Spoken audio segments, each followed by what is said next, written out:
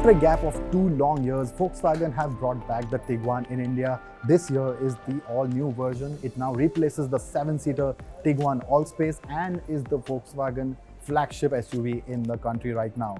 Now, we are here to find out what all has been changed in the last 2 years, what all is new, so let's get cracking.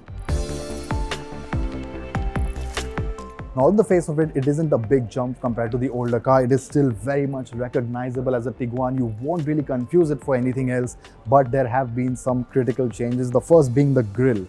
Now, VW has realized that we Indians absolutely love our bling, so you get a healthy dose of chrome on the grille. We saw that on the Tiguan as well, and the same thing has been carried over for the Tiguan. Compared to the older car, you have a lot more chrome now. But if you look closer, what you see is the all-new VW logo making its debut on the car. Now, of course, we'd love to know your thoughts on it, so please in the comment section tell us what you think of the new logo. Do you think the older one was slightly better?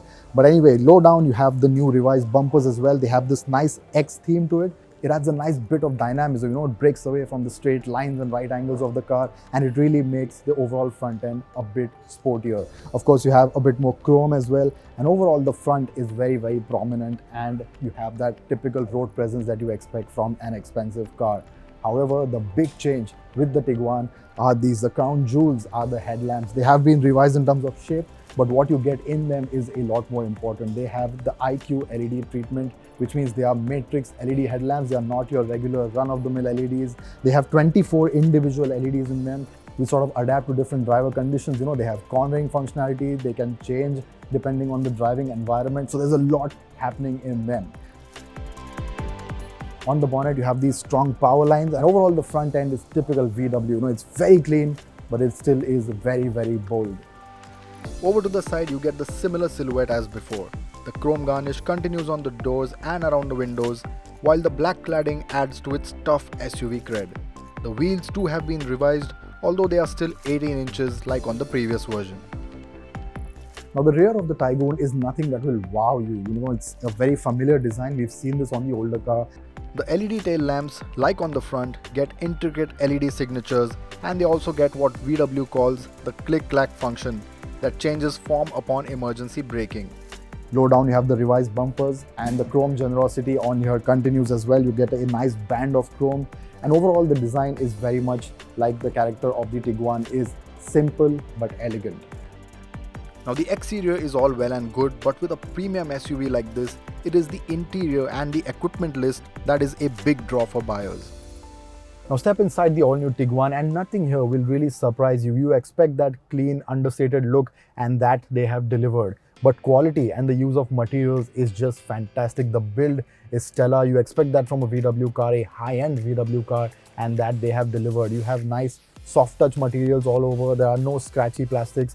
Doesn't really look cheap. It all feels nice. It is a dark interior, but nothing about it feels lackluster or low rent by any means. Then you come to the equipment list. You have this nice chunky steering wrapped in leather. You also have your basic controls on here, and inside you have a fully digital instrument cluster. The 10-inch instrument cluster is crisp and gets a lot of functionality as well. Then you have the 8-inch touchscreen infotainment, which again is super responsive and high in resolution. It gets a new UI and one that is rather intuitive along with gesture control. There is also a reversing camera, but instead of a 360-degree view, you get only 4 angles for the rear. Low down, you have the HVAC controls, and that misses out on physical buttons.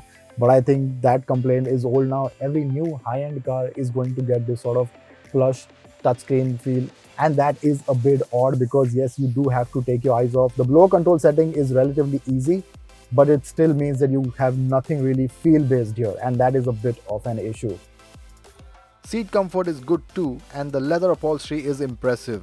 You also get memory function for the driver's seat, but strangely the Tiguan gets seat heating instead of ventilation. The equipment list continues with the panoramic sunroof, 3-zone climate control, heat and sound insulating windshield, ambient lighting and auto-dimming mirrors to name a few. There will also be the My Volkswagen Connect app that will allow you to monitor your car via your smartphone. And the seating position as well is nice and high, which gives you a nice view out the road. And I think that is a very nice touch because it doesn't make you feel claustrophobic despite this dark interior. In terms of equipment at the rear, you get climate control with a Type-C USB port, and there is also a large center armrest with 2 cup holders. However, for the middle passenger, it is going to be a bit of an issue. The tunnel is on the higher side, so it is going to be a tad uncomfortable, not room enough to stretch, but 2 adults in the back can sit comfortably. In terms of practicality, the boot space again has not changed. It is still 615 liters, massive, but you can also obviously fold down the seats and sort of play around with that if you'd like.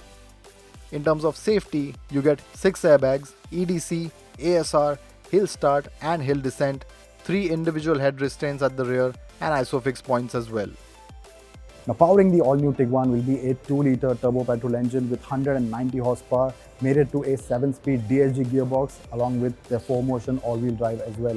The petrol engine replaces the diesel that you had on the older car, making the Tiguan the only petrol all-wheel drive option in its segment. Priced at Rs 31.99 lakh, it will go against some strong competitors. But as far as first impressions are concerned, the Tiguan ticks all the right boxes for a premium flagship SUV.